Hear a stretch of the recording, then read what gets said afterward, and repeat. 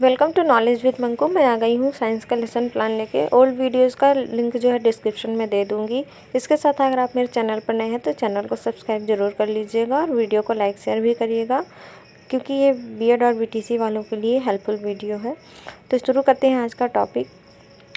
कक्षा 7वीं का विषय विज्ञान विषय रसायन विज्ञान प्रकरण है भौतिक परिवर्तन। कालांश जो है प्रथम, समय 40 मिनट। उसके बाद सामान्य उद्देश्य छात्रों में विज्ञान विषय के प्रति रुचि उत्पन्न करना, छात्रों का मानसिक विकास करना, छात्रों में विषय और संबंधित जानकारी और जागरूक करना। इसके बाद विशिष्ट उद्देश्य छात्र भौतिक परिवर्तन का प्रत्याशमन कर सकेंगे। बोधात्मक छात्र भौतिक परिवर्तन की व्याख्या कर सकेंगे और कौशलात्मक में लिखेंगे छात्र भौतिक परिवर्तन की जानकारी प्राप्त कर सकेंगे। इसके बाद सहायक सामग्री में लिखेंगे चाक, डस्टर, स्यापट, लपेट आदि। उसके बाद पूर्व ज्ञान में लिख देंगे कि विद्यार्थी भौतिक परिवर्तन की सामान्य जानकारी रखते हैं। विधि भी आप लिख सकते हैं, शिक्षण विधि और व्याख्यान विधि।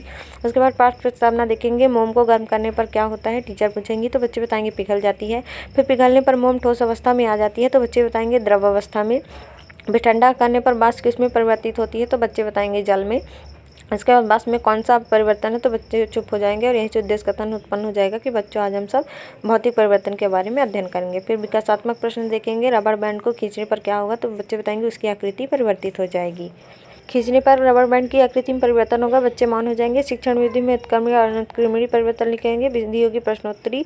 उसके बाद स्पष्टीकरण करेंगे। कुछ परिवर्तनों को विपरीत दिशा में संपादित करके पदार्थ को पुनः पहले जैसी अवस्था में लाया जा सकता है। ऐसे परिवर्तन उत्क्रमणीय परिवर्तन कहलाते हैं और बच्चे जो है इस चीज़ को ध्यानपूर्वक सुनेंगे। उसके बाद कुछ परिवर्तन अस्थायी होते हैं। ये विपरीत दिशा में संपादित करके भी पदार्थ की पुनः पहले जैसे अवस्था में नहीं लाया जा सकता। ऐसे परिवर्तन अनुत्क्रमणीय परिवर्तन कहलाते हैं। विधि व्याख्यान होगी। उसके बाद बोध प्रश्न। उत्क्रमणीय परिवर्तन के अन्य किस नाम से जाना जाता है तो बच्चे बताएंगे अस्थायी परिवर्तन। अस्थायी परिवर्तन का उदाहरण क्या है तो बच्चे बताएंगे बर्फ का पिघलना। उसके बाद विकासात्मक प्रश्न देखेंगे। शिक्षण बिंदु भौतिक परिवर्तन। नमक को जल में मिलाने पर क्या होगा, बच्चे बताएंगे नमक घुल जाएगा। फिर इस नमक युक्त विलयन में पुनः नमक किस प्रकार प्राप्त किया जा सकता है, बच्चे बताएंगे बाष्पीकरण द्वारा। फिर जल का बाष्पीकरण कौन सा परिवर्तन है तो बच्चे जो है मौन हो जाएंगे। इस चीज़ को स्पष्टीकरण करेंगे। भौतिक परिवर्तन के अंतर्गत किसी पदार्थ के भौतिक गुण जैसे आकृति, आकार, अवस्था, ताप, दाब आदि बदल जाते हैं। ये परिवर्तन अस्थायी है। भौतिक परिवर्तन में कोई नया पदार्थ नहीं बनता है। इसको विद्यार्थी ध्यानपूर्वक सुनेंगे और अपनी कॉपी में लिखेंगे भी। इसके बाद बहुत प्रश्न। भौतिक परिवर्तन में पदार्थों को क्या बदलते हैं, बच्चे बताएंगे भौतिक गुण।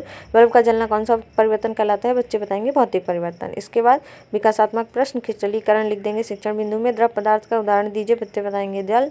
फिर उसके बाद क्रिस्टलीकरण क्या है तो बच्चे जो है मौन हो जाएंगे, आंसर नहीं दे पाएंगे।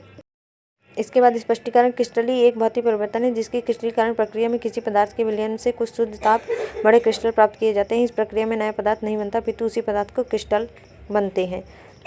बहुत प्रश्न। क्रिस्टलीकरण कैसा परिवर्तन है, बच्चे बताएंगे भौतिक परिवर्तन है। फिर क्रिस्टलीकरण प्रक्रिया का उदाहरण दीजिए तो बच्चे बताएंगे मिश्री का बनना। और यहाँ पे प्रश्नोत्तरी विधि होगी। इसके बाद मूल्यांकन यानी पुनरावृत्ति प्रश्न। जल को ठोस रूप में बदलने पर क्या बनती है, अस्थायी और स्थायी परिवर्तन में अंतर लिखिए।